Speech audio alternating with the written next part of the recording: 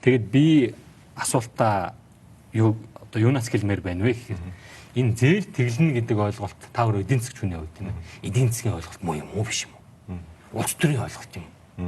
Одоо мэдээж political economy гэдэг улс төрийн эдийн засаг гэдэг ярил дундаж байж болох байх л да. Тэгэхээр энэ зээл тэглэнэ гэдэг ойлголтыг та нэг яриад өгөөч. Энэ одоо ийм ойлголт байж болдго юм уу, байдаг юм уу? Зөвөр нь бол хүмүүс яг энэ юу гэсэн үг вэ гэдгийг бол ойлгож байгаа баг. Арилжааны банкнаас тэтгэврийн зээл авсан хүмүүсийн хувьд болохоор тэр үлдэгдлийг нь болохоор 0 болгоно. Тэгэхээр тэр арилжааны банкнтай эргээд мөнгө төлөх албагүй басан одоо тэр нэгэн удаа үлдэгдэл байхгүй юм чинь. Тэн дээр хүү одоо төлбөр төлөх шаардлагагүй болно гэсэн үг шүү дээ тий. Тэгээ ерөнхийдөө бол зээг тэглэх гэдэг асуудал байд юм уу гэвэл бидэж байлгүй яах вэ? За одоо бид нэр одоо олон улсын хэмжээнд жишээ ярих юм бол олон улсын өрийг уучлах гэдэг бол хөтөлбөр бол нэлээд олон улсыг хамарсан нэлээд том юм бол болсон гэдэг бид нэг 20 жилийн өмнө бол санаж байгаа бах тий. Африкийн улсын маш олон улсуудын тгийг бол өрийг бол энэ өндөр хөгжилтэй улсууд колоничлогч улсууд нь бол тэгэлж ийсэн. За өнөөдөр бол бас яригдж байгаа зүйл нь болохоор Америкт жишээлбэл маш их хүчтэй яригдж байгаа бол энэ оюутны зээлийг тэглэх гэсэн асуудал байж байна тий. Тэгэхээр энэ болохоор Америкийн нэгдсэн улсын сургалтын төлбөр нь маш өндөр. За тэгээд амжиргааны зардал маш өндөртэйгээр холбоотойгоор хүмүүс бараг 40-50 нас хүртлэе бол оюутныхаа зээлийг төлж гинэ. Тэгэхээр энэ бол хүлээн зөвшөөрөх боломжгүй зүйл юм байна гэсэн тийм саналуудыг бол зүүнний намынхан жишээлбэл маш их санал болгож байгаа. Тэгэхээр зүгээр Монгол улсын хувьд бол энэ мэдээж бол шин зүйл байна. Тэгэхээр энэ хүмүүсүүд санхүүгийн харилцаанд сайн дурын үндсэн дээр орцсон тохиолдолд хөндлөнгөөс 3 дахь читгэгт орж ирээд за энэ хүмүүсүүдээс өөрсдөөс нь зөвшөөрөл асуухаар бүх хүмүүсүүдийг нь бол тэглээд тэгээд зээл тэглээ гэдэг нь болохоор зээл авах боломжтой бусад хүмүүст нь мэдэгдээгүй. Тэглэсэн хүмүүсүүд нь болохоор маш ондоо хэмжээний зээлтэй. Энэ болохоор нийгэм дотор одоо ийм тодорхой бус байдал, шударгуус байдлыг бол дэврэгсэн хүмүүсүүдийг талцуулсан явдал болчиход байна л да. Яг сая батлагдсан энэ зээл, тэтгэврийн зээлийг тэглэх хуулийг баталчихсан байж байгаа. Та эдийн засгч хүний хувьд зөв гэж үзэж байна уу, буруу гэж үзэж байна? Энэ бол маш буруу зүйл шүү дээ. Тэгэхээр яагаад вэ гэхээр Монгол улс бол төрт улстай. За төрт улс маань бол төрийн бодлого бол ард түмнээ сонгосон төлөөлөгчдөрөө дамжуулж бол хилцэж баталдаг. За эдийн засгийн 2 том баримтчиг байгаа. Жилд 1 удаа баталдаг зүйл маань. Тэр нь болохоор Монгол улсын төсөв гэдэг зүйл байгаа. Энэ бол хуульчилж батлагддаг зүйл. За нөгөөх нь болохоор төрөөс мөнгөний бодлогоор баримтлах одоо үзэл баримтлал гэдэг зүйлийг бол бид нар бол баталдаг. Тэр үндсэндээ эдийн засгтай холбоотой хамгийн том 2 баримтчиг маань юм. Энэ хоёрт маань болохоор огт хилцэгдээгүй, огт тусгатаагүй байжсэн. Гинтгээр шокийн байдалтай одоо эдэн хүмүүс одоо зүгээр сууж байгаа л за ингэгээл тэгээ шууд хүчээр одоо ийм тулгаж байгаа юм шиг л надад санагдаж байгаа учраас энэ бол эдийн засгийн одоо үндэслэл за бидний нөгөө олон ургалч арчлын зарчим за хилэлцүүлэх одоо буруу зөвийг нь тунгаах тэр боломжоо алдсан учраас миний хувьд бол буруу л гэж үзэж байгаа. Түрүүн эхний асуултанд та энэ зээл тэглэх зарчим юм уу? Ерөнхийдөө ийм одоо үйл ажиллагаа олон улсын чигт байдгаа гэдэг хэлчихсэн. Ямар тохиолдолд зээл тэглэх нь зөв юм уу, байж болох юм бэ? Ямар тохиолдолд болохгүй юм бэ гэдэг асуудал яригдах гэдэг шүү дээ. Өөрөөр хэлэх юм бол зээл тэгэлдэг уламжлал эдийн засагт байдаг юм бол энэ эдийн засгийн ойлголт юм бол өөрөө Монгол улс магадгүй саяны зээлийг тэглэх байсан бол зөвөр тэглэх боломж гэж бас байх уу? Байлгүй яах вэ? Тий. Тэгэхээр энийг таны саяны хариулснаар бол урьдчилаад, судлаад эдийн засгийн тооцоо судалгааг нь хийгээд хилэлцүүлээд тэглэх хэрэгтэй байж дээ. Тэгнэ гэсэн үг. Тэгээд одоо эдийн засагт маань ямар нөлөө гарахыг за тэгээ энэ маань болохоор санхүүгийн секторт маань ямар нөлөө үзүүлэхийг бидний одоо Монгол улсын төрт улсынхаа хувьд болохоор гадаад улсуудад бид нар төрүүлж байгаа сэтгэгдэл яаж өөрчлөгдөхийг гэдгийг бид нар бүгдийг нь бол бодолцож байгаад бол шийдэх хэрэгтэй байсан. За өөрөө чинь тэр дурдсан миний яриагаа ихтгэж ярьж ирсэн тэр туршлагууд бол үндсэндээ бол шудраг ёсны зарчимдыг толгуурлаж яригдж байгаа зүйл. Тэгэхээр колоничлогч улсууд бол угаасаа колони улсуудаас маш хэмжээний боол за байгалийн мэйлийг нь авцсан учраас энэ бол шудраг ёстой холбоотой. Тэгэхээр тэр бол өөрөө төлөө тэдгээр улсууд ядуурлаасаа гарч чадах ямар ч боломжгүй байгаа учраас за нэг удаа боломж олгоод зээл хэлье гэсэн үг. За дараа нь болохоор тэр Америкийн оюутнуудын зээл гэх юм бол үндсэндээ энэ маань болохоор дараагийн бодлоготойгоо бол хамт явна. Тэгэхээр яагаад энэ нэг удаагийн одоо үр тэглэл гэдэг бол ерөөсөө байж болохгүй. Энэ нь угаасаа дахиж ингэж үр хуримтлагдахгүйгээр бид нэр Америкчууд бол шиг яаж дээд боловсролын тогтолцоогоо өөрчлөх үү, одоо mass open тийм одоо их сургуулиудынхаа онлайнаар болгодог болохгүй, яаж хямдхан болгохгүй гэдэг асуудалтай бол хамт явж байгаа. За Монгол улсыг болохоор зүгээр угаасаа энэ маань болохоор санхүү гэж одоо гажуудуулж хэрэгжүүлж юм л та. Тэгэхээр хүмүүсүүд уул нь бол ийм хэмжээний мөнгө хоримтлуулах ёсгүй. Хүмүүсүүд бол орлогоороо тэтгэврээр хангалттай амьдрах нөхцөл бүрдсэн байх ёстой. Одоо манайхаас бол асар хэмжээний байгалийн баялаг дэлхий дээр одоо урд үзэгдэв юм асар их баялагтай. Цөөхөн ус мөртлөө манай ингээд хүмүүс маань үнэхээр амьдрал нь болохгүй байгаа учраас ингэсэн. Ганц удаа энэ зээлийг тэглээд одоо энэ асуудал маань огт шийдэхгүй. Хэрвээ ганц удаа тэглээд магадгүй ард нь шат дараатаагаар тогтолцоонд нь одоо юу гэдгийг эерэг үр дүн бий болох тийм судалгаа тооцоо байсан бол чинь болох байсан биз дээ. Тэгнэ гэсэн үг. Ерөнхийдөө бол эдийн засгийн ийм арга хэмжээг хэрвээ бид нэр дахиж яахгүй гэх юм бол гаргуулахгүй гэх юм бол за бид нар яг бол эдийн засгийн маань өсөлтөд ямар нөлөө өгөх юм. За тэгэхээр бид нар бол эдийн засаг ийм арга хэмжээ авсны дараа эдийн засаг маань болохоор эндээс дэмжигдээд өсчдөг байх юм бол асуудал байхгүй. Харамсалтай нь бол өөр асуудлуудыг огт ярихгүйгээр ганц нэг удаа ингэж яах нь болохоор эдийн засгийн заавал зүгээр одоо ямар ч хүний бодлоор үзсэн болол тийм утгуучруул юм болчиход байна л да. Бас нэг зүйлийг тодруулмаар байна. Тэр бол юу вэ гэхээр энэ одоо тэтгэврийн зээлийг тэглэх мөнгөний их сурвалжийг салхитын мөнгөний ордноос гаргаж авна гэдэг ингээд яриад байгаа.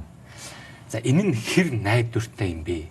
Зөв бидний ойлголтоор бол алаагүй байгаа арсыг хуваана гэдэг шиг юм болоод байгаа юм шиг байгаа байхгүй. Өөрөөр хэлэх юм бол тэр мөнгө нь бэлэн орж ирсэн байгаа юм уу? Одоо ваучер тараана энэ гэж ярьж штэ тийм ээ. Тэгэхээр ч орж ирээгүй мөнгө бол таа. Тэгэхээр бид бол одоо зүрлээд хэлэх юм бол алаагүй байгаа арсыг тарах гэдэг шүү дээ. Зөв. Миний ойлгож байгаа. Өөрөө чи ярьж байгаа бол зөв л дөө. Тэгэхээр тэр орд маань үнэхээр тийм одоо 760 тэрбум орчим төгрөгөөр одоо богино хугацаанд босгоод ирэх тийм хэмжээний бол орд огтхон биш. За энийг бол би зүгээр л одоо хүмүүс мэдээж бол энэ их усүр энэ их зардал чи хаанаас агуулж хийж байгаа гэж асуув. Тэрийг нь болохоор ам таглах зориултаар л нэг юм ашиглаж ийн л гэж бодож байгаа. Тэрнээс биш одоо юу гэдгийг яг наривчлан салхитын мөнгөний ордноос ийм шатараатаагаар магадгүй бонд гаргадаг юм уу, үнэт цаас гэж юм, ваучер гэж юм, ингэж гаргаад ингэж босгоод ийм хугацаанд ингэж одоо юу гэдгийг ашигтай ажиллаад төлчихнө гэдэг тийм наривчлан судалгаа бол байхгүй байна гэж бид ойлгоод байгаа шүү дээ. За миний мэдхээр бол байхгүй байна. Тэгэхээр тийм нууц судалгаа байдаг гэж магадгүй юм те. Гэхдээ ер нь та нар зүгээр энгийнээр бодоод үзэх юм бол энэ маань жоохон хэцүү зүйл те. Тэгэхээр ч юм бол үндсэндээ жоохон хэмжээний алттай үндсэндээ мөнгөний орд байгаа. За мөнгөний үн бол дэлхийн зах зээл дээр бол тийм ч өндөр биш байна. За ерөнхийдөө ирээдүйн хөлөмж бол тийм сайн биш. Тэгэхээр тэр ордыг одоо жишээлбэл гадны хөрөнгө оруулагч санал болгох юм бол энэ маш бага үнээр хөдөлж авна. За тэндэн дээр нь тулгуурлаад бонд гаргана гэж яриад байгаа. Тэгэхээр 6% хөдөө бонд гэж зарим хүмүүс ярьж байсан. 6% хөдөө бондыг бол мэдээж хүн худалдаж авахгүй нь бол тодорхой. Тэгэхээр бид нэр болохоор одоо өөр нэг арга нь захиргааталтай аргаар төрийн жайж хүний гэж үү заасх бол төрийн банктай болоод шахаж болно. Тэгэхээр энэ маань болохоор эдийн засгийн манлаар гажуудлыг улам бүр гааруулна, үр ашгийг нь бууруулна. Бид нэр улам бүр л нөгөө босод өөр төлбөрөө төлөх боломжгүй хэмэгдэн л гэсэн үг. Салхитын мөнгөний ордноос одоо яригдж байгаа энэ 700 гаруй сая 700 гаруй тэрбум төгрөг орж ирэх боломжгүй гэж та баг гэлчих шиг боллоо тийм үү? Боломж багтай юм уу? Орж ирэхгүй байх гэж хэлээд байх шиг баг. Энэ одоо би хараа боломжгүй гэж бодож байна тий. Ордоос. За ингэхээр эндээс юу харагдж байгаа вэ гэхээр энд улс төрийн хүчин зүйл нөлөөлж ийнө л гэж харах гээд байгаа юм л да. Өөрөөр хэлэх юм бол хэрвээ эдийн засгийн талаас нь ингээ аваад үзэхэд тооцоо судалгаа нөхцөл байдал олон талын ярихад бол энэ чинь хүлээж авах боломжгүй зүйл юм байна. Тэгэхээр ард нь энэ одоо юу гэдгийг бонд энэ тэтгэврийн зээлийг тэглэх улс төрийн ашиг сонирхол байна гэсэн үг шүү дээ тийм үү. Би бас нэг зүйлийг энэ улс төрийн тухай ярихаас өмнө асууж тодруулмаар байна. Тэр бол юу вэ гэхээр энэ банкнд ямар ашигтай юм бэ? Бид бол юу гэж ойлгодог гэхээр банк гэдэг бол тэр тэтгэврийн зээлийг олгоод тэр тэтгэврийн зээл авсан хүн тодорхой графикийн дагуу тэр хүүгээ төлөөж явж ивэл хүн тэр банкнд ороод банкнд ашигтай баймаар юм шиг. Гэтэл тэрийг нь сүлбал гээд шууд авчираад ингээд хийчихээр тэр хүү төлөлтөнд зогсчихно одоо тэндээс. Тэгэхээр энэ банкнд ашигтай үйл ажиллагаа юм уу? Ашиггүй үйл ажиллагаа юм уу? Би одоо тэр банкнд ашигтай ашиггүйг бол хэлж мэдэхгүй байна. Ерөнхийдөө бол таамаг төдийл байна. Гэхдээ эн чинь бол гурван талт үйл ажиллагаа болж байгаа гэдгийг бид нэр анзаарах хэрэгтэй. Тэр арилжааны банк бол нэг тал нь байна. Харилцагч зээл авж байгаа тэтгэврийн зээлтэй хүн маань байж гин. Гурав дахь тал гэдэг нь болохоор төр гэсэн юм байна тийм. Тэгэхээр төрийг одоо заавал арилжааны банкнд ашигтай байхаар үйл ажиллагаа явуулах гэдэг одоо сэрдлэг байх юм бол би тэрийг бол бас сайн үндслийг нь олж мэдэхгүй болохгүй аргагүй л байна л да. Тэгэхээр одоо жишээлбэл бидний нийт банкны секторын актив аваад үзэх юм бол үндсэндээ бид нэр банкны сектор маань бусдаас татан төвлөрөөсөн хөрөнгийнхөө бол үндсэндээ 48.4%. Талаас бага хувийг нь л зээл болгож гаргаж чадж байгаа шүү дээ. 22.2 нь болохоор сул бэлэн мөнгө хэлбэрээр хэвдэж байна. За тэгээд энэ маань болохоор үлдчихэж байгаа хэсэг нь болохоор 13 орчим болохоор төв банкны үнцээс байгаа. 8 орчим засгийн газрын үнцээс байгаа. За нэг 10 орчим хувь нь болохоор бусад хөрөнгүүд байгаа тийм үйл хөдлөх хөрөнгө гэдэг нь тооцоолоод. Тэгэхээр энэ дээр бол мэдээж тогтмол орлого олж байгаа хамгийн эрсдэл багтай. За дээрээс нь болохоор нийгмийн даатгалын сангийг тэр хаан банк, төрийн банкн дээр байршуулж ягаад 10% зээл олгож байгаа тийм. Тэгэхээр эрсдлийн хувьд болохоор маш бага эрсдэлтэй ийм бизнесээ бол арилжааны байгууллагууд бол алдахыг хүсэхгүй л байх гэж бодож байна. Тэгэхээр энэ бол маш бага эрсдэлтэй шүү дээ. Одоо хэрэглээний зээл маань бол үндсэндээ чанаргүй зээл маань 2-3 байдаг болвол одоо арилжааны аж ахуйн нэгжүүд болгоод байгаа чанаргүй зээлийн хэмжээ чинь нийт зээлийн үлдэгдлийнхаа 10-аас дээш хувь байдаг шүү дээ. Тэгэхээр энэ бол маш бага эрсдэлтэй тогтмол орлого олдог л юм л арилжааны банкуудад орлогын хүүсэрэлтэй. Тэгэхээр энэ нэг хэмжээний мөнгө хоёр банкнд хуваагдаад орчихно. Одоо яг аль банкнд нь хэдийн гэдэг би одоо шууд цэжээрээ мэдэхгүй байна л да. Энэ их мөнгө та түрүүн сая хэллээ шүү дээ. Пассив байдлаар тэр хэдэн хувийн банкнд ингээд зээл болгож гаргаж чадахгүй банкнд бэлэн мөнгө олоод зүгээр байж гин гэдэг шүү дээ. Өөрөөр хэлбэл тэрнээсээ банк ашиг гаргаж чадахгүй гэж хэлсэн шүү дээ. Тэрэн дээр нэмээд хэдэн зуун тэрбум төгрөг хоёр банкнд ингээд ороод ирэх нь шүү дээ. Тэр гэсэн үг. Тэгээ энэ мөнгийг тэр банкнууд яах вэ? Тэгэхээр одоо улмал ашиггүй ажиллах хувийн эрсдэл нь нэмэгдэнэ гэсэн үг. Бид нар бол нөгөө зээлдэггүй байгаа актив юм бол 28.2% гэж ярьсан шүү дээ. Тэр чинь нэмэгдэнэ гэсэн үг шүү. Тэр маань болохоор улам нэмэгдэнэ. Тэгэхээр банкуд яадаг юм бэ гэдгээр энийгээ бол өөр их усрээс бол нөхөх ёстой болно алдагдлаа. Зүгээр сул хөрөнгө бол мөнгө олохгүй байгаад байдаг. Гэтэл бол бусдаас хөрөнгө татан төвлөрүүлж ярьж одоо хадгаламж татж байгаа чинь хадгаламжийг хүү төлөх ёстой болдог тийм. Тэгэхээр тэрийг өөр нэг газраас бол босгох ёстой болно тийм. Тэгэхээр энэ нэвчлэн бол бизнес хийж байгаа аж ахуйн нэгж олгож байгаа нөгөө 48%-ийнхаа зээл дээр болгоо зээлийн хүүн дээрээ бид нэмээд алдагдлаа нөхөн л гэсэн үг болж таарна шүү дээ. Өөрөөр хэлэх юм бол энэ хоёр банкнд нэлээд их эрсдэл бий болох нь дээ. Тэр хүнд байдлыг бий болох гэдэг нь да. Тий, энэ бол зөвхөн энэ хоёр банкны хувьд биш шүү дээ. Энэ бол хаан банк бол нийт активын хэмжээгээр бол Монголын хамгийн том банк. За тэр хэмжээгээр хэрвээ энэ тэтгэврийн зээлийг хэрэгжүүлж байгаа бол маш хэмжээний одоо бэлэн мөнгөтэй болно гэсэн үг. Энэ маань одоо нийт банкны секторын актив чинь 33.5 их найд төгрөг байгаа ах тийм үү. Гэтэл бол бид нар бол нэг их найд төгрөг ойролцоогоо нэг их найд төгрөгийн тухай ярьж штэ. Тэгэхээр энэ бол маш хэмжээний мөнгө. Тэгэхээр энэ маань болохоор манай банкны секторын ашигт ажиллагаанд нөлөөлнө. За ашигт ажиллагаанд нөлөөлнө гэдэг бол доктортой байдалд нөлөөлнө. За банкны секторын доктортой байдал гэдэг бол эдийн засгийн доктортой байдлын үндсэн суурь. Тэгэхээр энэ бол нэлийн том юм болж байна л дээ. Аюулгүй байдлын зөвлөлөөр ороод энэ чинь манай дарга нар дэмжчихсэн шүү дээ. Тэгээ энийг одоо та бүхэн гэлтгүү эдийн засгийг мэддэг, ойлгодог мэрэгчлүүд бүгдөө мэдж байгаа үстэй. За уул нь бол үндэсний аюулгүй байдлын зөвлөл гэдэг гэхээр миний бодлоор бол төрийн 3 өндөрлөг маань л гэж ойлгоод байна. Тийм. Таны зөвний яснаас үндэсний аюулгүй байдлыг нөлөөлөх гээд байх шиг ба шүү дээ. Эдийн засагт нөлөөлнө гэдэг зүйл. Миний бодлоор бол тийм. За манай ерөнхийлөгч байна, манай ерөнхий сайд байна, улсын хурлын дарга байна. Эдийн засгийн боловсролтой хүмүүс бол биш байх. Уул нь бол бусад улсуудад бол юу гэдэг эдийн засгийн зөвлөхүүдийн хорооч гэдэг юм уу. Америкийн нэгдсэн улсын бүр одоо тийм тогтмол үндсэн болон заасан тийм байгууллага бол заавал байх ёстой шүү дээ. Төрийн өндөрлгүүдэд зөвлөж идэг, бодлого шийдвэрийг нь болохоор гаргаж идэг тийм хүмүүс. Тооцоо судалгааг нь хийж идэг хүмүүс. Ийм бодлого бол боломжтой. Ийм бодлого боломжгүй. Тэгэхээр өөрөө бол мэдчихэж магадгүй. Би хувьдаа бол энэ эдийн засаг одоо энэ гурван төрлийн өндөрлөг юм цаана ямар эдийн засгч байгаа юм бэ гэд бодохоор би одоо хүн хэлж чадахгүй байгаа байхгүй юу. Тийм тэгэхээр хариулт мэдэхгүй байна. Би бол эдийн засгч байгаа гэдгийг мэдэж байна. Зөв миний бодлоор бол эдийн засагчдаа сонсохгүй байна гэж би бол бодож байгаа. Өөрөөр хэлэх юм бол эдийн засагчдаа сонсохгүй байна гэдэг бол улс төрийн ашиг сонирхол маш хүчтэй байгаа юм байна л гэж хартахаас өөр аргагүй болчихж байгаа. За улс төрийн ашиг сонирхлыг ярихаас өмнө би нэг удаа бас ярмаар байгаа. Бас нэг зүйлийг тодруулчмаар байна. Тэр бол юу гэхээр энэ мөнгө тараалт гэж сонгуул болохоор манайх янз бүрийн төвшөнд мөнгө тараадаг шүү дээ. За хүний хөгжлийн мөнгө гэдэг нэг баахан мөнгө амлсан тэр жилийн сонгуулаар сая 500 гээд уралдсан. Хоёр одоо төр өрсөн нам маань. За ингээд тараасан. Ер нь бол бэлэн мөнгийг гिचнээн одоо их зүйл бүтээж болох мөнгийг л тараачж чинь гэж ойлгож байна шүү дээ. Тэгэхээр энэ мөнгө тараалтын сонгуулийн өмнөх мөнгө тараалтын нэг мэдээж бэлэн мөнгө гэж тарааж байгаа хэрэг биш. Гэхдээ одоо тэр ваучер байдлаар юм уу ямар нэгэн байдлаар тэр өрийн тэглэх байдлаар мөнгө тарааж байгаагийн нэг хувилбар гэж ойлгож болох уу? Улс төрийн. За би бол тэгж л харж байна. Энэ бол ямар ч эдийн засгийн өсөлтийг дэмжих зорилттой хөтөлбөр биш. Ядуурлыг дэмжих зорилттой хөтөлбөр. Нийгмийн халамж гэж яриад байгаа шүү задварч. Энэ бол боловсролыг дэмжих хөтөлбөр биш. Нийгмийн халамж гэдэг маань болохоор энэ шудраг ёсны зарчим дээр тулгуурлах хэрэгтэй. За тэгэхээр зээлд хэрэгжилж байна гэдэг маань болохоор энэ ямар хүмүүс зээлтэй вэ? Зээлгүй тэтгэвэр авдаг хүмүүсүүд нь хэн бэ гэдгээ бид нэр ойлгох хэрэгтэй л да. Тэгэхээр банкнаас зээл авж байгаа гэдэг бол хүмүүс гэдэг бол миний хувьдлаар бол харьцангуй чинээлэг, харьцангуй мэдээлэлтэй, харьцангуй тогтмол оршин суух байртай тийм хүмүүс байгаа гэж бодож байна тийм.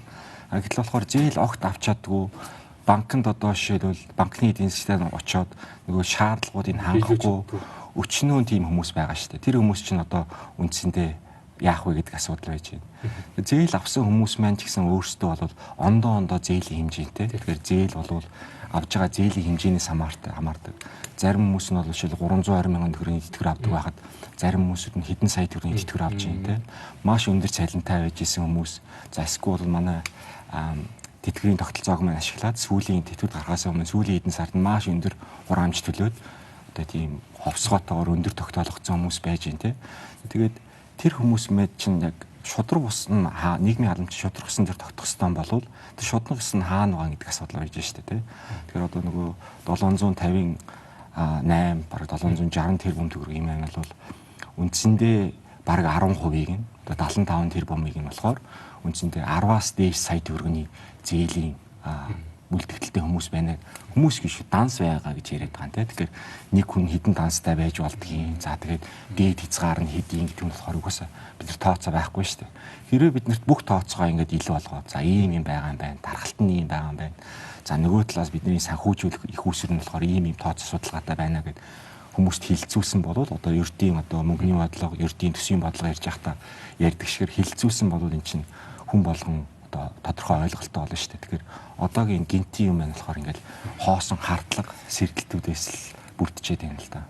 Би яг одоо таны дээр саяны дурдаад өнгөрсөн хардлага сэргэлтүүд рүү орох гэж байна. Гадуур бол нэлээд их та сонсон байж магадгүй сонсоогүй байж магадгүй. Бид чинь бол бас яг энэ ойрын их сурвалжаас мэдээлэл авч чадж байгаа ч юм уу төвөгтэй шүү дээ. Улс төрийн тогтоон татвар байгаа улсууд биш.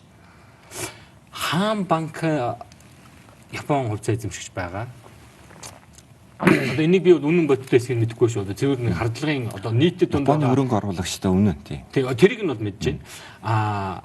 Энэ хүн одоо юу гэдгийг Хаан банк ойрын 10-аад жил бараг тэр хувьцаа эзэмшигчтэй ашигын тараагаагүй юм уу да. Монгол банкнаас одоо тэрийг зөвшөөрлийг өгөхгүй. Монгол банк зөвшөөрж ийж хувьцаагаа тараадаг юм шиг байна. За ийм шалтгаануудаас болоод ч юм уу Хаан банкны гол хувьцаа эзэмшигч маань Япон хүн маань хувьцаагаа зарах гэж байгаа юм байна гэдэг юм яриа. Гараа бараг тодорхой ч юм шиг одоо ер нь нэлээд яригдж байгаа нийгэмд. Та бүдэрийн саяны ярьсан ярианууд юу руу чиглээд байна вэ гэхээр нөгөө хардлага руу чиглээд байгаа байхгүй. Ямар хардлага руу вэ гэхээр энэ банкнд орж ирж байгаа энэ бэлэн мөнгө чинь зүгээр суух гэдэг шүү дээ. Эргээд Хаан банкныг одоо тэр 51 байна уу хэд байна хувьцааг нь худалдах, түүнийг нь худалдан авах үйл явцад зээл юм уу ямар нэгэн байдлаар хэрэглэгдэх ийм нөхцөл байдал үүсэх юм шиг санагдаад байгаа байхгүй. Ийгэх боломжтой. Өнөөдрийн Монголын одоо банк санхүүгийн тогтолцоог одоо юу гэдгийг харж үзв шүү дээ. Одоо тэр шилэн биш байдаг юм уу, мөнгө угаадаг байдаг юм уу, ийм одоо нөхцөл байдлуудыг нь аваад үзвэл одоо энэ мөнгө эргээд тэр хаан банкны магадгүй одоо зарагдах гэж байгаа хувьцааг худалдан авахд одоо юу гэдгийг зээл хэлбэрээр ч юм ямар нэг хэлбэрээр эргээ гараад явах. Ийм нөхцөл байдал одоо би хардж байна. Би юу бахад энэ ч одоо олон нийт одоо бас ярьж шүү дээ. Тийм. Тэгэхээр уул нь бол бид нар ийм хийх эсвэл юм л да. Тэгэхээр угаасаа тодорхой ус байна гэдээ бид нар бол Монголын ард түмэн ийм хийхгүй гэл. Тэгэл full stop зогсох хэрэгтэй л доо. Тэгэхээр одоо бид нар ингээл нэг цуурхал дээр толгуурлаар энэ ингэж байгаа гэд. Тэгэхээр бол бид нарт бол одоо бидний энэ одоо юу гэдгийг Монгол улсын эдийн засаг санхүүгийн тогтолцоог докторгүй байдалд оруулах байгаа. Тийм хүмүүс байх юм бол тэдний л одоо тоглоомын дүрмээр тоглож байна л гэсэн үг байл таарна л да. Тэгэхээр би бол тэн дээр бол сайн мэдэхгүй байна. Энэ бид нар бол нэлээд болгоомжтой байх хэрэгтэй. Яагаад одоо жишээлбэл тэр Японы хөрөнгө оруулагч хаан банкыг зарах хэрэгтэй гэдэг би бол сайн мэдэхгүй байна. Энэ бол Японы маш том компани нэг жижиг хөрөнгө. За миний ойлгосноор бол тэр олон бизнесийн салбаруудаас нь хамгийн өндөр ашигтай байдаг бизнесийн нэг. За анх хувьчилж авснаас хойш бол маш богинохон хугацаанд бол худалдаж авсан мөнгөө бол босгож авсан. Одоо хөрөнгө оруулагч хийж болох хамгийн том ашигтай хамгийн мундаг хөрөнгө оруулалтуудын нэг л гэж боддог. Тэгэхээр ийм тохиолдолд бид нар бол эдийн засгийн одоо үүднээс энэ хүмүүс хөрөнгө зарах гэдэг гэх юм бол над жоохон үнэхээр муутай сонсогч. За гэхдээ бол бид нар өөр нэг Япон хөрөнгө оруулагч дээр чинь бас нэг асуудал гарсан шүү дээ, тийм. Japan 5-ыг барьж исэн үнийг болохоор үндсэндээ тийм зочдлуудад амьдарч байхад нь орондоо хар тамхи хүн авчиж нуучаад сургуу байхад тийм би бол тэрийг сонсч байсан. Японд би бол бас хагас жил амьдарсан. Тэгээ тэр хүмүүстэй ярьж байхад бол Японд ер нь бол дансантаа маш их мөнгөтэй байжгаад дампуурсан компани бол түүхэндээ ганц байдаг. Тэр компани бол Монголд хөрөнгө оруулсан тэр компани. Маш их ашигтай ажиллаж исэн мөртлөө улс төрийн болон гадны нөлөөнөөс болоод үндсэндээ бол бизнесийн орхиос өөр арга бол байхгүй болсон гэж хүмүүс ярьж ирсэн. Гэхдээ би бол бас л нөгөө өөрийнхөө л сонссноор л ярьж ин л да хүмүүстэй ярьж ирсэн арга бол. Яг хуу урд нь нөгөө Эрдэнтийн 49 дээр Оросоос авсан тэр чинь нэг чимээгүй байж байгаа сонгуулийн дараа гинт юм гараал дараа нь хүмүүс байцаагдал улсаас хэдэн зуун сая доллар гараад зурггүй болчлоо гэж тэрүүгээр энэ Эрдэнтийн 49-ийн хувийг авцсан юм уу гэл ийм маргаан гардаг л да. Тэгэхээр Монголд гарч байсан үйл явдлуудыг бодоо тооцоолоод үзвэл яа харахгүй олон нийт ингэж хардах үндсэлтэй л болчиход байгааг л ярьж байгаа юм л да. Ер нь тийм. Ер нь бол энэ ийм үзэгдэл бол улсуудад байна. Тэгэхээр энийг болохоор байгалийн баялаг хараал гэж нэрлэдэг. За тэгэхээр альва улсын эдийн засаг уул уурхай олборлох салбарт тулгуурлахын хэрээр нийгэм улс төр эдийн засгийн секторууд нь болохоор ийм гаждаг. За тэгэхээр ерөнхийдөө бол 1970-аад оноос хойш их хэмжээний байгалийн баялагын экспорт тулгуурласан аль ч улс одоо Венесуэлч гэдэг юм уу те эсвэл Нигерч гэдэг юм уу эсвэл одоо юу гэдгийг ойрхон орндын улсуудаас бол олигтой явж байгаа улсууд бол маш ховор. Бүгдээрээ бол энэ улс төрийн процессыг гажигдсан. Тийм л байгаад байгаа юм л да. Тэгэхээр энэ дээр ч гэсэн одоо шил өөрөө эрдэнэт үйлдвэрээ дурдлаа. Дараа нь салхитын ордгийг дурдлаа тийм. Тэгээ салхитэй чинь очиод улсын ингээл аваад сүр дүүлэн болоод зарим улсууд баярлж ирсэн. Одоо бодоход салхитыг тэгэж очиж авж ирсэн үйл явдал энэ тэтгэврийн зээлийг тэглэхдээ шууд холбоотой урьдчилсан үйл явдал жимшгэл санагдаад байгаа. За нэвтрүүлгийн маань эхний хэсгийн түрээд өндөрлөж байна. Зөв хэрэглээ. Зөв Монгол брэнд.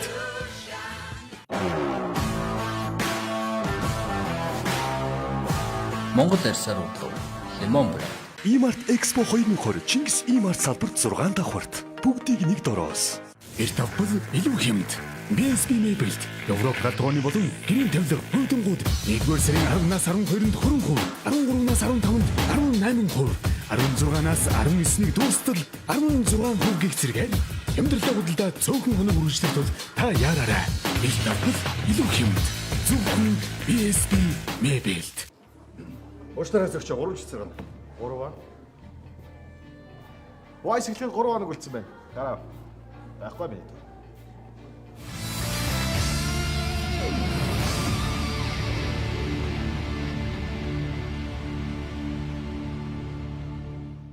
Байгаль дэлхийн юмс бүхэнд оршин буй хий, гал, ус, шорон мах бодыг бэлэгдэн аривжих бэлгийн карта бүтээв. 10 дахин үржигдэх сар шинийн бэлгийн карт худалдаанд гарлаа. Mobicom. Манай гэрийн шинжи.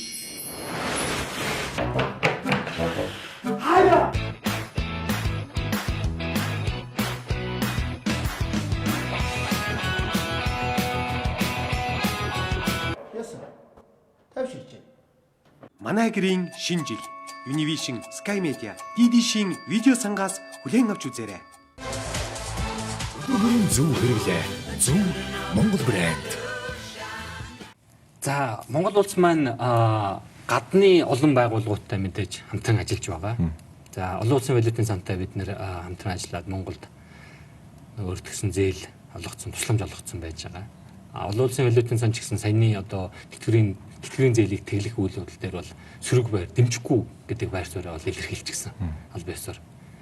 Олон улсын валютын сан болоод Монгол улсын засгийн газар хоёрын хооронд ямар харилцаа үүсгэж байна вэ? Зарим нэг одоо мэрэгчлүүд нь хэлж байгаагаар бол олон улсын валютын сан энэ зээлээ зогсооч магадгүй энэ гэж ярьж байна л да. Тэгэхээр ер нь энэ олон улсын валютын сангаас манай авч байгаа одоо тусламжинд ямар нөлөө үзүүлэх вэ гэдгийг асуумаар байна.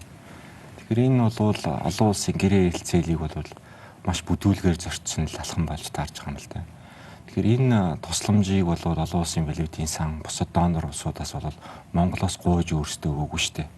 Тэгэхээр монголчууд өөрсдөө гуйжчоод за тэгээд өөрсдөө гэрээ байгуулсан гэрээгээ ийм бүдүүлгээр зорчих нь бол мэдээж тэр улсуудын хувьд бол байгууллагуудын хувьд бол хүн цохилтол болж байгаа хэл та. Тэгтээ бол яг нөгөө урдаас төлөвлөсөн байсан учраас нөгөө амлсан мөнгүүд нь бол орж ирж лээ л да. Тэгэхээр 12 сард бол Азийн хөгжлийн банкны 100 саяын тусламж бол нэмж орж ирсэн байна тий.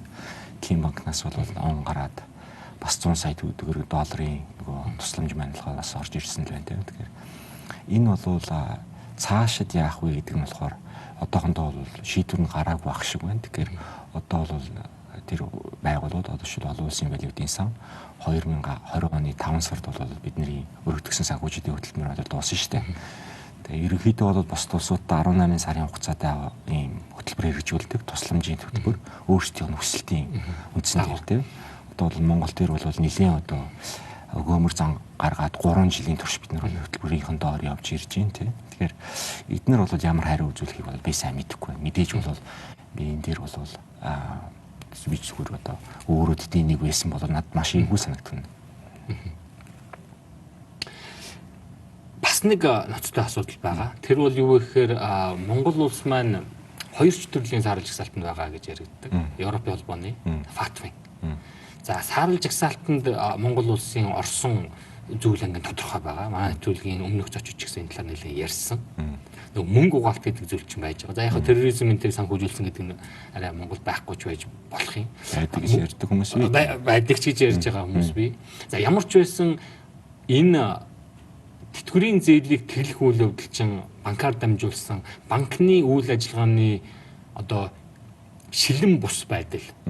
За нарийн цаашлаад ярих юм бол мөнгө угаалт байж болзошгүй үйл явдлыг харуулдаг шиг байна л да. Тэгээд бид сошиал нэвтрүүлгийнхаа өмнөх зочдоо маань ярьж исэн энэ 20 оны 2 дугаар үйлрэл гэхэд бид нар бол энэ саарл жагсаалтнаас гарнаа энэ төр гэдэг ингээд ярьсан зочин байгаа. Тэгээд тэтгэврийн зээлийг тэглэх үйл явдалсан саарл жагсаалтнаас гарах биш харин ч нөгөө хар бараан жагсаалт руу орох үйл явцыг юм уу эрсдлийг нэмэгдүүлчих юм шиг л санагдаад байна. За ерөнхийдөө бол саарл жагсаалтанд бол бид нэр их үүсвэрийн тодорхой байхгүй эзэмшигчийг нь их үүсвэрийн тодорхой байхгүй тодорхойлж болохгүй гүйлгээнүүд эзэмшигчийг нь тодорхойлж болохгүй хөрөнгүүд бол гол асуудал үүсээд байгаа. За дээр нь тэгээд тэр нөгөө хойд солонгос ажилчид авчиж болдог. За тэгээд тэр бас нэг цэргийн тоног төхөөрөмж зарсан эднэс асуудлаар бол бид нар асуудалтай байгаа гэж бодож байна. Тэгэхээр энэ бол мэдээж яг шууд уялдаатай холбоотой гэхэд бол мэдээж бол би одоо хэлж мэдэхгүй байна. За гэхдээ бол ямар ч байсан бид нар энэ саарл жагсаалтуудаас гарахад бол огтон туслахгүй зүйлс. Тий. Энэ бол мөн л адилхан хаанаас ямар их үүсвэр. За тэгээд юуг санхүүжүүлэх гээд байгаа нь бол мэдэхгүй. Нөгөө данснуудын ард ямар хүмүүс яагаад тэр хүмүүсүүдийг санхүүжүүлэх гээд байгаа нь тодорхой гэж үс болоод их байна. Тэрүүний ялангуяа тэр маш их хэмжээний зээл авсан хүмүүс гээд. Тэгэхээр энэ бол бид нар хаардах хэрэгтэй байхгүй юу. Тэгэхээр эдэн жилийн өмнө өөртөө санаж байгаа бол тэтгэврийн даатгалын сангаас болохоор нас орсон хүмүүсүүдийн баримтчүүдийг ашиглаад бол тэтгэвэр аваад байсан тохиолдол бол илэрсэн шүү дээ. Тэгэхээр энэ дээр ч гэсэн нөгөө яг данснуудын эзэн хин юм бэ гэдгийг бид нар одоо банк харилцагч хоёрын хооронд хийцэн хэлцээрээ чинь бид нар мэдэхгүй шүү дээ. Тэгэхээр энэ дээр бол бид нар хаардах бол нэлээд тийм үнэлэл байгаа л да. Өөрөөр хэлэх юм бол хар жагсаалтанд орох эсвэл саарл жагсаалтанд илүү удаан байх гэдэг чинь эргээл Монголын эдийн засаг санхүүгийн зах зээлийг л эрсдэлд оруулж ирэх гэсэн үг шүү дээ. Тийм. Үндсэн тэр асуудал чинь болвол бид нар янз бүрийн олон улсын гэрээ хэлцээрт болохоор бүх нөхцлүүдийг хүлээн зөвшөөрчөөд тий одоо бид нар бол терроризмыг санхүүжүүлэхгүй тийм юусоо байхгүй. За дараа нь болохоор бид нар болохоор олон улсын санхүүгийн сүлжээг ашиглахдаа бид нар олон улсын дүрм журмыг мөрднөө. За хин мөнгө шилжүүлж байгааг нь тэр мөнгө нь болохоор хаанаас олж ирсэн тэр орлогоо олох тэр үндэслэл байсан юм үүдийг тогтоож шилжүүлнэ гэж дүрм журмд нэгдэж орчоод тэрийг болчихдоо бид нар бол энэ асуудалтай ороод байгаа шүү дээ. Тэгэхээр одоо энэ тохиолдол болохоор олон улсын бас валютын сантай хийсэн гэрээн дээрээ дахиад бид нар бол юм мөрдгөл юм асуудал бол орчод байна. Дараагийн нэг томоохон асуудал бол Монгол улсын гадаад өр. Бид бас нэвтрүүлгийнхаа өмнөх дугааруудаар Монгол улсын гадаад өрийн дарамтын тухай ярьсан. Салхитын мөнгөний ордноос бонд усгана гэж байгаа бол эн чинь өрийн бичгэл гэж бас нэг одоо зээл гэж одоо сайхнаар бол хэлж байгаа. Төлж чадахгүй болоод ирвэл өр гэж ойлгох байх. Тэгэхээр Монгол улсын гадаад өрийг нэмэх гэж байна гэж ойлгож болно шүү дээ тийм үү? Тэр энийг зээл гэж бас харж болохгүй л дээ. Ягаад гэх юм бол манайх угаасаа одоо төлөх ёстой төлбөр бол төлж чадахгүй байгаа. Төлж чадахгүй байгаа учраас угаасаа бид нэр олон улсын байгууллагуудаас тусламж хүссэн шүү дээ. Бид нар бол угаасаа энэ нөгөө Чингис бондынхоо за бусад бондуудынхаа төлбөрийг төлж чадахгүй нэ. Тийм учраас бидний туслаач гэсэн тийм. Бид нар одоо тийм их чадвартай болчиход байгаа юм биш шүү дээ. Тэгэхээр бид нар бол 29 тэрбум Америк долларын өр маань бол хэвээрэл байж байна. 2020-оос 24 онд төлөх ёстой 13.3 тэрбум маань бол хэвээрэл байж байна. За харин улам бүр бид нар нөгөө эдийн засгтаа ингэж хөндлөнгөөс захиргааны аргаар одоо орж ирээд механизмыг гажуудуулах юм бол эдийн засаг маань улам бүр өсгөө болно гэсэн үг. Тэгэхээр одоо шийдэл бидний энэ жилийн дотоодын нийт дэвтгүүр маань 27.17 тэр их 80 төгрөг болох байх тийм. Тэр маань болохоор Америк доллараар шилжүүлэх юм бол дахиад буцаал нэг 10 тэрбум Америк доллар мэл болчлоо шүү дээ. Тэгэхээр бид нөгөө зээл авч ирсэн үед маань одоо 2013 14 онд баг 10 тэрбум Америк доллар байсан. Өнөөдөр 6-7 жилийн дараа дахиад 10 тэрбум доллартай. Тэгэхээр бид нар бол хизээ зээлийг авдаг вэ гэдгээр хэрвээ эдийн засгч нь бол тэр зээлийнхаа хүнээс хурдтайгаар өсдөг бол энэ бол тогтмол хэмжээтэй зээлэмч нь эдийн засгч нь харьцангуй чинийлэг баян болчих хэмжээ төлөхөд амар гэдэг үндэслэлээр авдаг. За нөгөө талаас болохоор тэр орлогын их үүсрүүд чинь болохоор энэ зээлийнхаа хүнээс бол өндөр байх хэрэгтэй л доо. Тэгэхээр энэ бол яхалгүй шууд өрийг нэмж байгаа юм байна шүү дээ. Зээлч гэж хэлэхгүй шууд өр гэж хэлэхэд болох юм. Гэхдээ бол бид нар бас жоохон юу одоо 29.9 их 80 Америк долларын өртөө. За энэ юу маань болохоор үндсэндээ 240 сая ам доллар юм бол мөнгө төгрөг үйл хашиж бас болохгүй юм л та. Тэгэхээр маш том өөрчлөлтийг бол жижигхэн зүйл бол гохойг дарчих тохиолдол бол зөндөө байдаг. Одоо энгийн ухаанаар бодоод үзвэл маш их өртөө. Тэгээ өрөөн хэрхэн төлөх нь тодорхойгүй чадахгүй байгаа. Чадахгүй гэдэг нь баг одоо Монголын эдийн засгийн үзүүлэлтээр бол тодорхой байхад яг хөө их мөнгө биш байж болно өртөө харьцуулахад зүгээр мөнгө тараачих нь бол ойлгомжгүй явдал үстэй. Би бол хөвдө ойлгохгүй. Зүгээр одоо та бид байтугай зүгээр одоо манай Монгол улсын бүх иргэн л одоо өрхийнхөө орлого зарлагыг одоо нийлүүлээд явж байгаа хүн болгол энийг ойлгоно үстэй. Энд чинь маш өндөр хүүтэй. За тэгээд бусдын тусламжаар байж байгаа мөртлөө одоо хэрэг санхүүгийн боломж байсан бол тэр өрөөл эхэлж дармаар юм. Энэ бол нэг учиргүй нэг том эдийн засгийн онол монол шаардлагатай юм огт байхгүй шүү дээ. Зүгээр жирийн одоо гэрээ эзэхтэй эсвэл өрхөө авч явдаг гэрээ эзэн болоо шийдчихэл юм байна. Ойлгомжтой асуудал. Ойлгомжтой. Нарийнх юм бол энэ хуулийг тэтгэврийн зээлийг тэглэх хуулийн төслийг гар өргөн баталсан их хурлын гишүүд баталсан. Тэрийн гурван өндөрлөг маань дэмжсэн. Яг үнэ хэлэхэд одоо би бол ойлгоогүй. Над шиг ойлгоогүй маш олон хүмүүс байгаа бах. Юу гэсэн үг юм бэ? Эний чинь энэ мөнгөөр өөр маш их юм хийж болно үстэй. Монголын эдийн засгийг илүү хурдтай болгох, Монголын эдийн засагт өсөлт авчрах, магадгүй нийгмийн халамжийг илүү тогтвортой, бодлоготой байлгах алхмуудыг тавьж болох байсан билгүй дээ.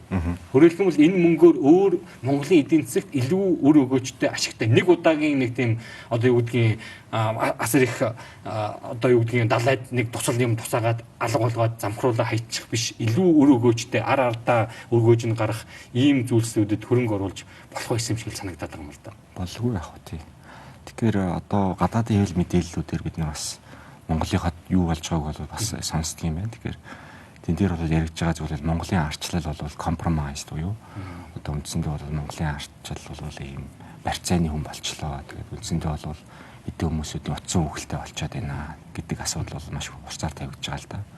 Тэгэхээр одоо жишээлбэл бид нэг жидүү гэж мэдээж тэрэ мэдж байгаа шүү дээ. Тэгэхээр олон улсын хэвлэл мэдээлэлэр бол улсын хурлынх нь бол 74 гишүүнийх нь бараг 3/1 нь за улс төрчид нь за засгийн газрын гишүү 16 гишүүнийх нь 3 нь за ерөнхий сайдынхан бүр төрсөн дүүн хүртэл энэ жидүү гэдэг энэ 0-оос жилийн 0-оос 4% хүүтэй энэ санхүүжилт дээр анх баригдахдаа бол 130-аад аж ахуйн нэгж зээл авчаад байсан юм шиг үлээ. Тэндээс бол 110 нь бол тийм хүмүүстэй холбоотой зээлдэгч байна гэсэн зүйл бол цацагдсан шүү дээ.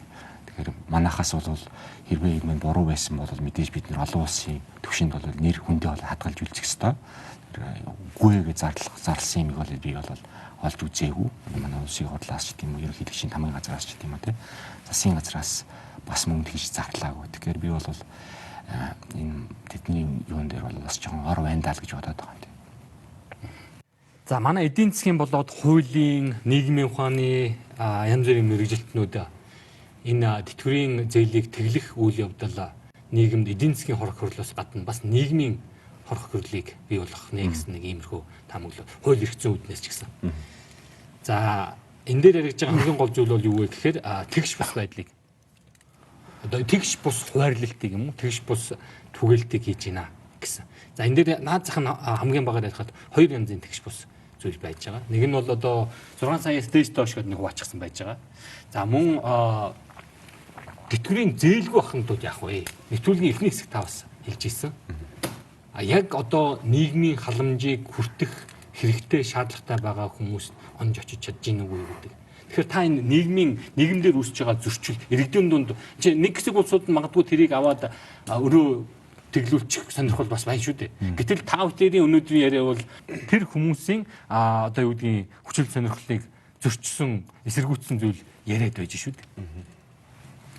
Тэгээ ер нь бол нийгмийн ухааны одоо судлаач өнийхөө хувьд бол энэ маш сонирхолтой процесс л та. Тэгэхээр нэвтрүүлгийн их нь бас дурдсан энэ байгалийн баялагын хараал буюу resource curse гэж ийм ойлголт бол миний сонирхон судалдаг нэг ийм салбар байгаа. Тэгэхээр Арабын улсууд дээр бол Монгол ирэхээс би ийм судалгаа явуулаад хийж хаад ирсэн.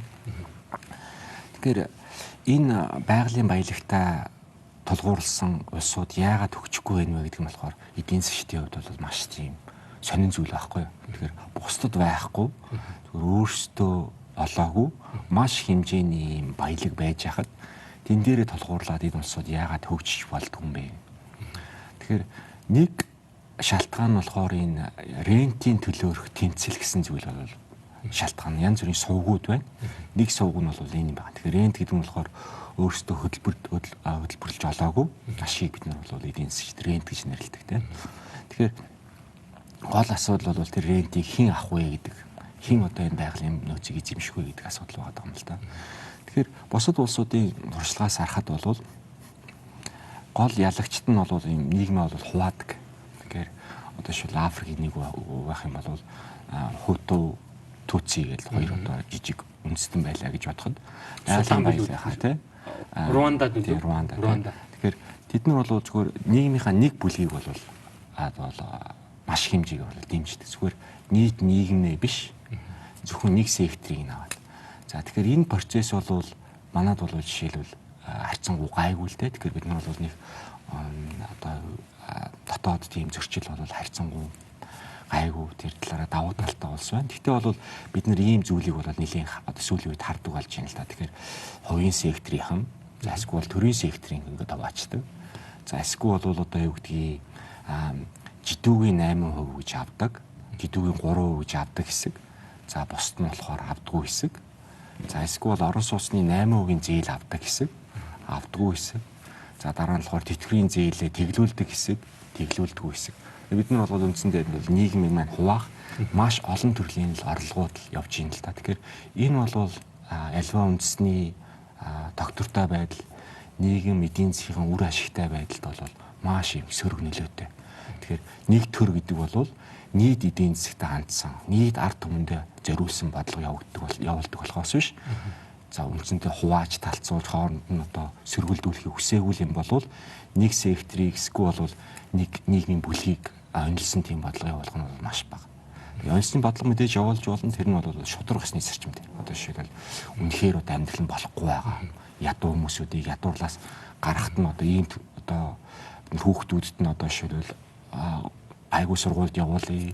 Хүүхдүүдэд нь бид нар ноутбук худалдаж авч өгье гэсэн асуудлын тухайд яригдахгүй шүү дээ. Тэгэхээр тийм асуудлууд бол байж болно. Үнэлсэн.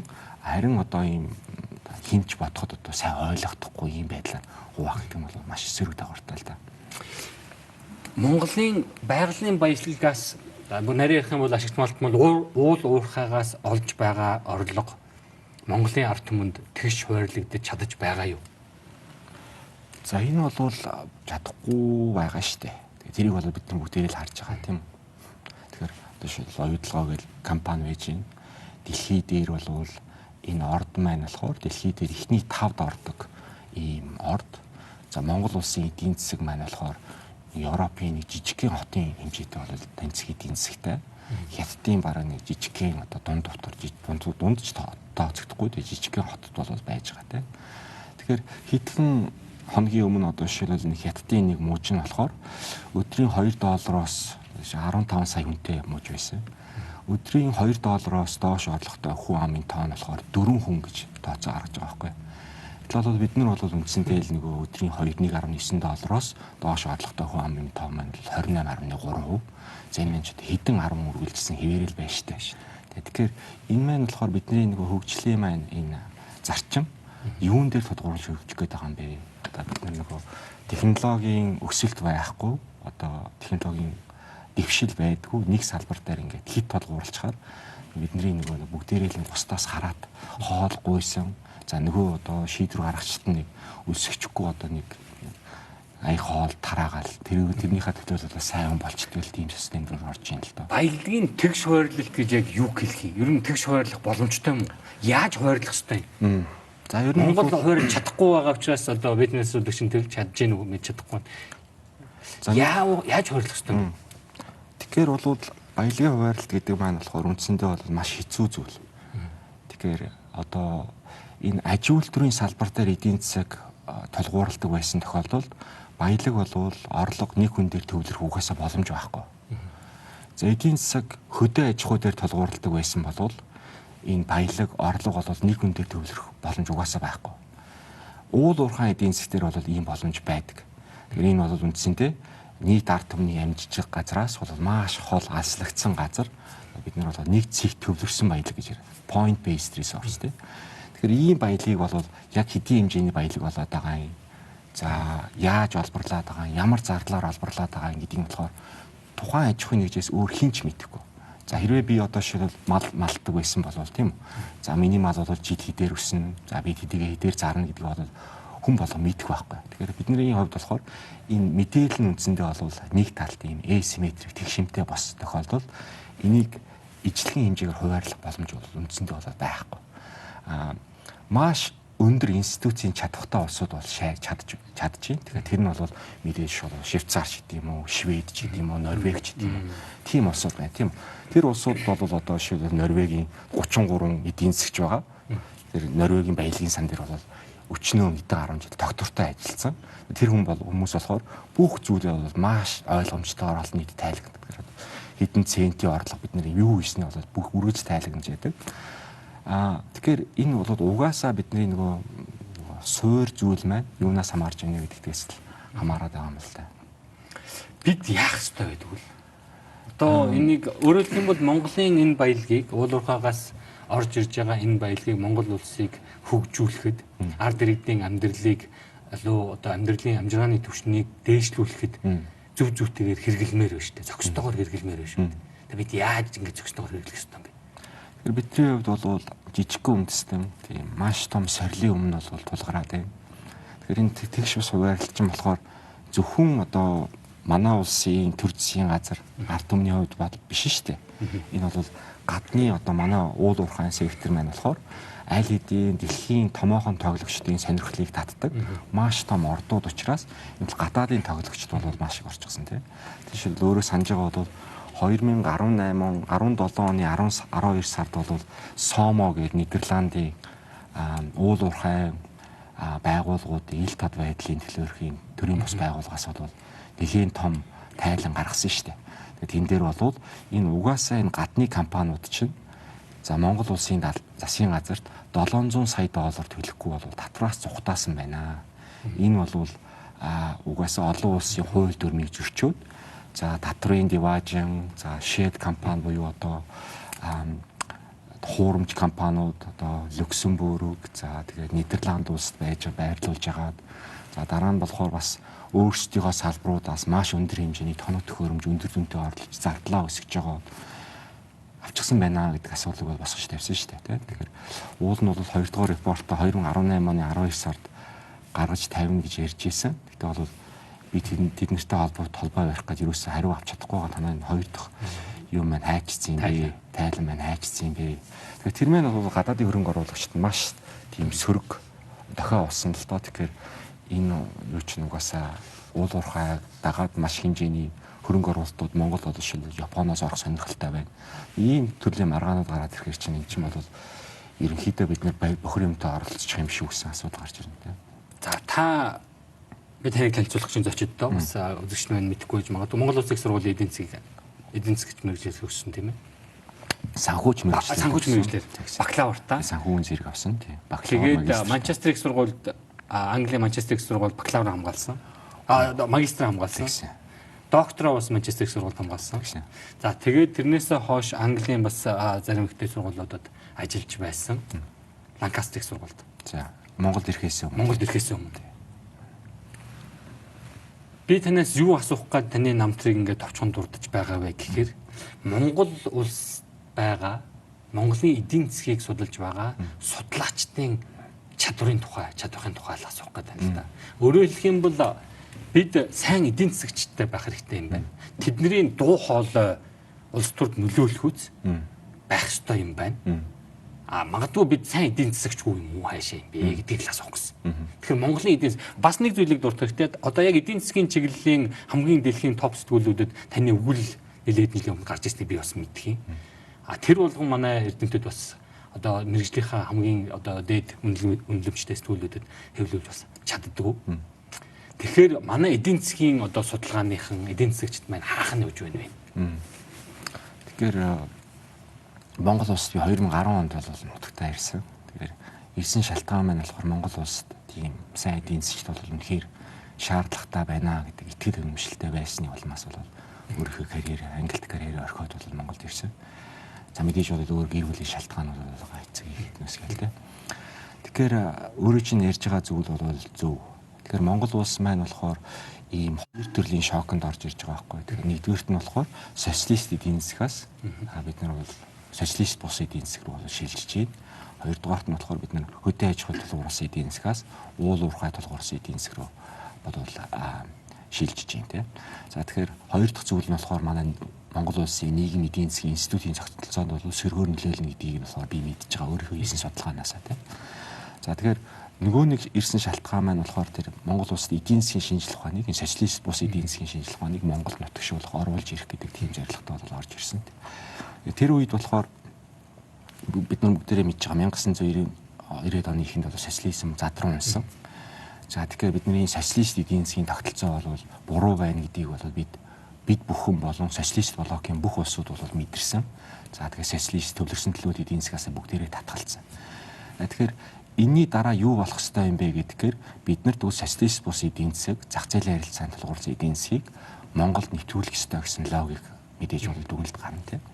Тэгэхээр 1996 онд бол эдийн засгийн сургуулийг, Мөсийн эдийн засгийн сургуулийг за Монгол улсад энэ орчин үеийн эдийн засгийн шинжилгээ ухааныг оруулж ирэх, за бодлого боловсруулах, бодлогын үнэлгээ судалгаа хийх чадвартай боловсон хүчнийг бэлдэх зорилгоор бол 1996 онд Европын албаны ТАСИС хөтөлбөр за мөн донор байгууллагуудын тусламжтайгаар бол байгуулж ирсэн 1996 онд тийм.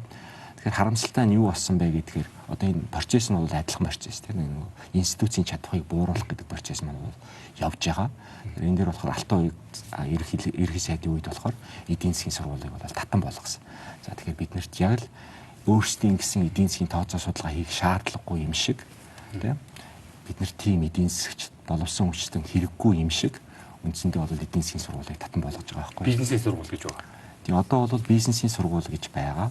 Тэгэхдээ бол үндсэндээ одоо олон улсын төвшин одоо боловсрол эзэмсэн олон улсын байгууллагууд ажиллаж исэн туршлагатай хүмүүсүүд нь бол үндсэндээ эдийн засгийн салбарт л байгаа юм л та. Тэгэхээр хэрвээ бизнесийн салбар эдийн засгтайгаа хамт байсан бол одоо бусад улсуудын практик тийм биднээс одоо суралцах, хамтарч ажиллах тэр үүд бололцоо нь бол нэгдэлтэй. Тэгэхээр За их баярлаа. Бидний урилгыг хүлээн авч хүрэлцэн ирсэн явдал их баярлаа. Маш олон Монгол улсын одоо амин чухал гэж хэлж болох асуудлуудад мэрэгжлийн одоо мөн судалгаан дээр суурилсан чухал хариултууд өгсөн манай үзэгчдэд өөрөө өвчтэй байсан гэдэгт эргэлзэхгүй байна. Таны ажилд амжилт хүсье. Нэвтрүүлэг маань өндөрлөж өндөрлөж байна. за их баярлаа. Урьсан баярлаа.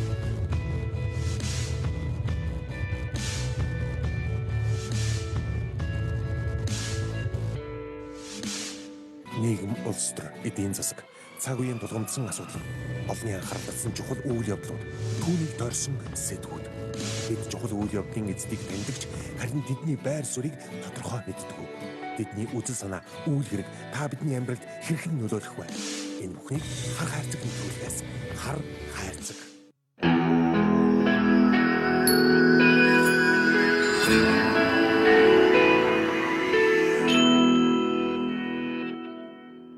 Хайр дурлал, романтик, уянгийн, инээдмэн, адал явдалт, гэмтэрэг, дайн тулаан, зөвнөлт, аимшигт, хүүхдийн шилдэг кинодрамууд, хөгжилтэй, уянгалаг, сонирхолтой, аюултай, гайхамшигтай, биширмэн, сургамжтай, хэрэгтэй, цаг үеийн гэх мэт онцгой шоу нэвтрүүлгүүдийг зөвхөн Оригоос.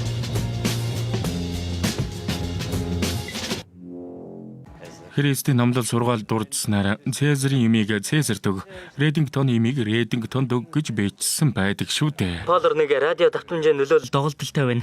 Хойд зүгийн 10 градус руу байраас солиорой. Төлөөлөх ширээслэр чи ямар байршилт байна? Миний байршлаас зүүн өмнө зүгтээ 30 метрийн зайд хөлсний 2 цэрэг байна. Нууц байршилт байна. Төлөөлөгч Навоби. Миний байршлаас баруун өмнө зүгт 20 метрийн зайд нэг хөлсний цэрэг байна. Миний Чарл Гарвей эрх мэдэл өмч хөрөнгөтэй болсон. Холбоотнуудаа алдвал өөр холбоотон олох хэцүү гэдгийг мэддэг болохоор алдхаасаа их айдаг. Нааш бүлгэллийн 2 хүн барилгын хойд хэсэгт байна. Залуусаа. Редингтон бүслэлтэнд орчихож.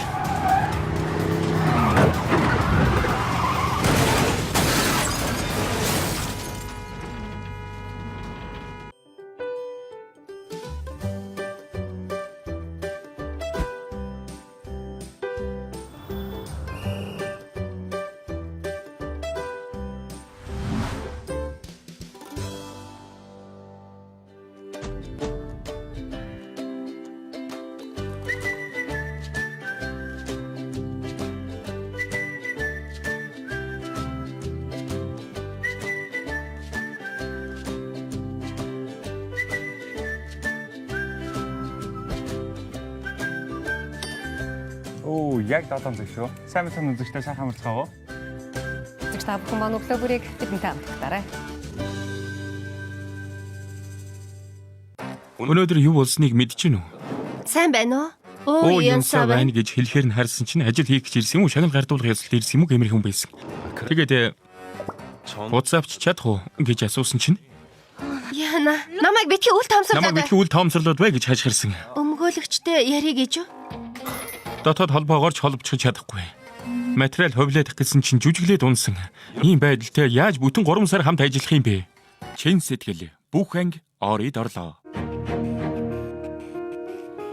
Орой мэд үзэгчтэй нүдшил нэвтрүүлгийн шинэ дугаар та бүхэндээ шууд хүрч байна. Алдагдлыг нөхөхийн тулд өндөр цалинтай хүн бол нэгсэндээ хохирж байгаа л гэсэн үг байхгүй. Би бол одоо ирээдүйд тэтгэр аавна гэдэгтээ маш итгэлгүй байгаа байхгүй. Яг угаахта тэмцэх тогтолцоо чинь зөвхөн хоёр байгууллага ажил биш байсан. Амиа уралтын төвшнгөөр Монгол улс нэлээд дээгүүр орж ирсэн монголчуудыг бас гайхшруулсан шүү дээ. 2012-оос 16 онд нийт 2055 хүн одоо өөрийгөө егөтгсөн байна. Цаархнаа хамгийн их зовлон үүрээд ингээд санагдаж байгаа бол та бусдаас л тусламж авах. Дүүргийн эмнэлгүүд дээр бүгдэнд нэг сэтгэл зүйш ажиллаж байгаа. Амиа урсан тохиолдлын үндсэндээ нийт 84